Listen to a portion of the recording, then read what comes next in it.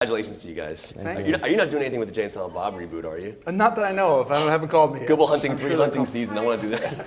I'm fascinated by the nicknames your characters have, Red Fly and also Pope. I'm curious, do you build in a backstory? Do you know why he has Red Fly? Do you build that in? And do you build a backstory for Pope?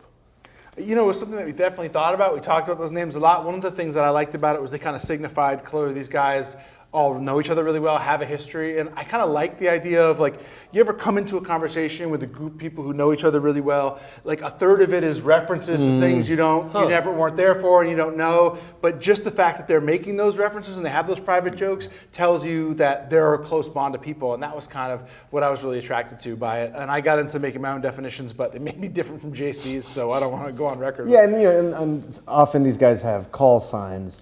You know, and they don't necessarily, especially the Special Forces guys from speaking to them, don't call each other by their call signs on operations. But that's why I think we started looking at it much more the way that Ben's talking about it, which is they're more nicknames as friends as opposed to actual call signs. You know? Yours is Ironhead. Yeah.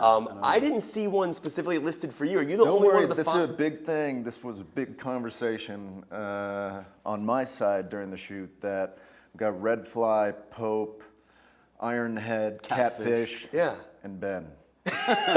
Wait, did you get to say I want one? No, then they felt bad for me, so they switched it to Benny. Really? So, Do you build in a backstory as to why he has that nickname? It's funny. I asked. It's an older brother thing. We were given the opportunity to work with some guys that worked at a high level in Special Forces, you know, SEAL team and a Delta Force guy, and I was just sort of curious as to. I didn't even really understand the nature or genesis of how those things work. And apparently it's generally something to do with either some calamity that you've been involved in or, you know, something like, so for instance, I said to him, how would you get yourself a nickname like Ironhead? And, you know, he said, well, you know, you've probably either been shot in the head and you got some like lead in your head, but Ironhead sounds better than Leadhead, or, you know. Or brotherly quarrels.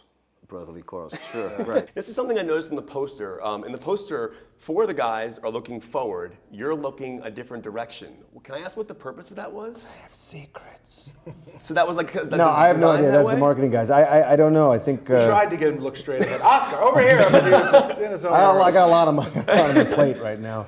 Do you build in the 5 shots your character took? Like you're talking about getting shot 5 times. Do you actually make up what those 5 incidents You were? know, I mean, I like a lot of actors approach things really differently, and there's some great actors who do things very differently than me. But what works for me is to at least try to put together some kind of a limited biography of like, how did I get here? What happened to me? What did I want? What happened in my life? And you know, the older I get, the more I got to fill in. You know, but part of that is, of course, like how he was wounded. I think, you know, that's the kind of thing that happened to me, but I can only imagine that naturally would stay with you. I am curious. Like, obviously, the relationship with your daughter in the film is amazing, and I find that to be like such a core to the movie. And the movie is such a gigantic film from a scale of production, but also a very intimate movie. Do you have to place yourself in the shoes of him and place yourself thinking about yourself as a father? Do you have to go there emotionally and think about how this would affect you if this was happening in real life? I think it helps. I've played characters with children before I had children, and once I did, I had so much more personal stuff to just lay in there, so many more feelings, so many more complications. Obviously, it's never, you know, oh, this is exactly like me and my daughter, but there are pieces, you know, you kind of can like draw from, and oftentimes those are some of the most powerful pieces of preparation you can do. Where your character talks about the idea that he had to kill 43 people. And I think that's a very powerful thing, and at a moment where your character's obviously going through a very emotional arc. Do you actually have to build in those kills in your mind in the sense of like what he's gone through to talk about that moment? In the sense of just, do you have to go through them or kind of create them? Yeah, I mean, it's a really good question. And the answer is, I don't think there's any simulating or synthesizing that, you know.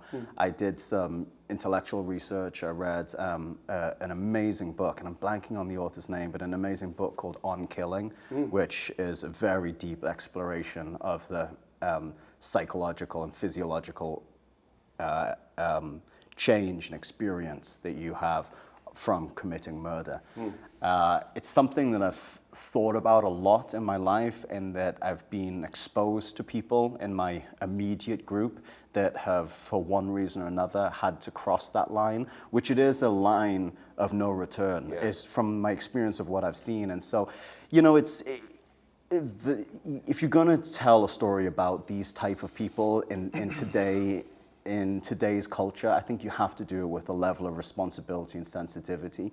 And so I think we all went about trying to immerse ourselves either intellectually in research and spend as much time with our military guys as possible, so feel like we had some sort of insight and could authentically try to at least pretend to replicate what that experience would be like. Now, it actually is a leading character in the film, these songs. I was curious, did you get that vibe at all on set? Did he play metal music for you guys at all, or any Metallica or Pantera? Was that something that was just added in post? Did you guys know it was going to have that feeling? It was written into the script.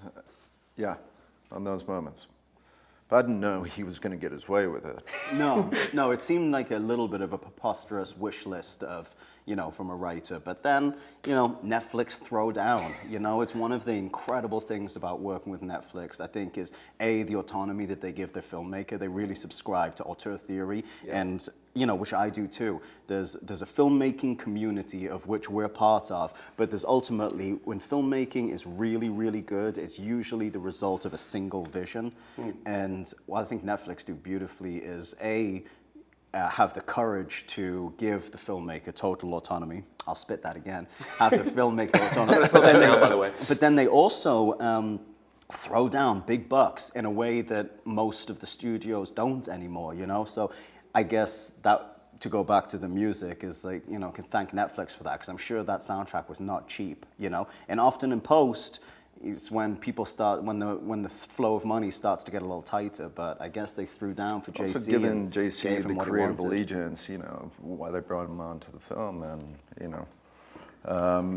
but he also had that trust within us and wanted to be involved just like us. So he would come to, the tactical training and stuff like that to be a part of it, to see what we were being put through, but also to experience it himself as a director, to know how to shoot it and to know how to handle it and know the sensitivity of it. So, that's something I admired over what JC did. Really smart on JC's part, because on a film about camaraderie, as a filmmaker, you don't want to create a situation where the cast have deeply bonded and you're on the outside of it.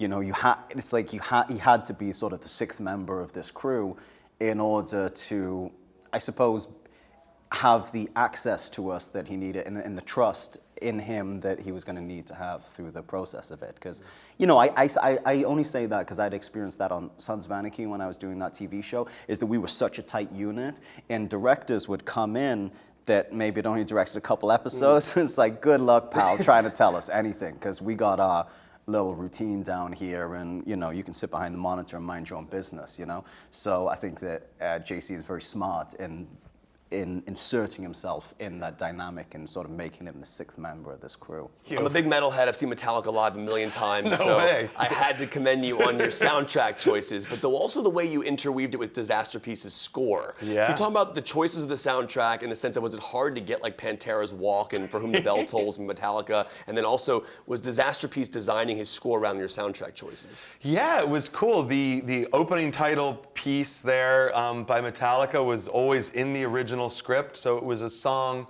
And then when I found that location with the hill, I was like, we're definitely using this song, because it 5 men go up a hill, and that song also has a long history. It's actually about the history of warfare. The song literally is, and so. That was something that was always in there, and then amazingly, Rich, Disaster Piece, sort of did know that piece was going to be there, and through a total coincidence, we ended up having Lars play on the score. Are you kidding me? So Lars is actually, there's going to be a press, I think they're doing a little thing about it, so they'll get it out there, but yeah, Lars played. So Rich's score has classic drums in it, and we got we got Lars to play on the score. So for me, as a kid from New Jersey who used to love Metallica, it was a pretty cool experience to have literally Lars playing live drums throughout it. But I think Rich did an amazing job. The score did everything we wanted it to, which in the beginning is a lot of needle drops that kind of make you feel like you're in these guys' life, and there's sort of a reflection. It's like 70s classic rock, so it's sort of a reflection.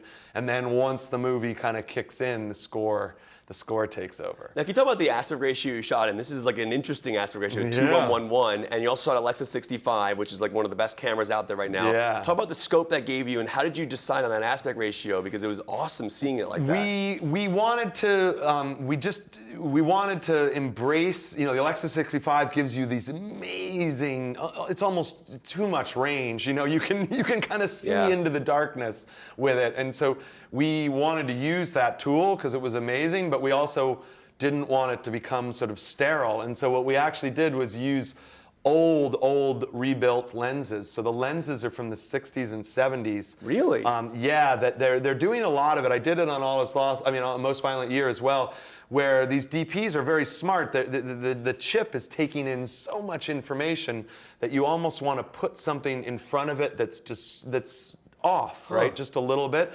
And so old lenses are not perfect by their very nature. And so I think we wanted to use that Alexa 65, but kind of like bring it into a sort of filmic kind of beautiful space. And then the aspect ratio is something that David Fincher, who is a mentor of mine, invented for House of Cards. So it's literally like he always called it like the Netflix aspect ratio, and it's a way of kind of still giving you a little bit of that wide feel. So it really takes advantage of a big, supersized television screen and kind of fills out as much of that frame as possible, which I always want to. I want to use my frame in ways of building suspense and throw things that coming at you from different places in the frame, and you're almost expecting threats to come from the negative spaces. So we use that to its fullest, and this is a brave new world we're in here with these TVs that people have in their homes now. It's like a movie screen in your house. So you gotta try to adapt.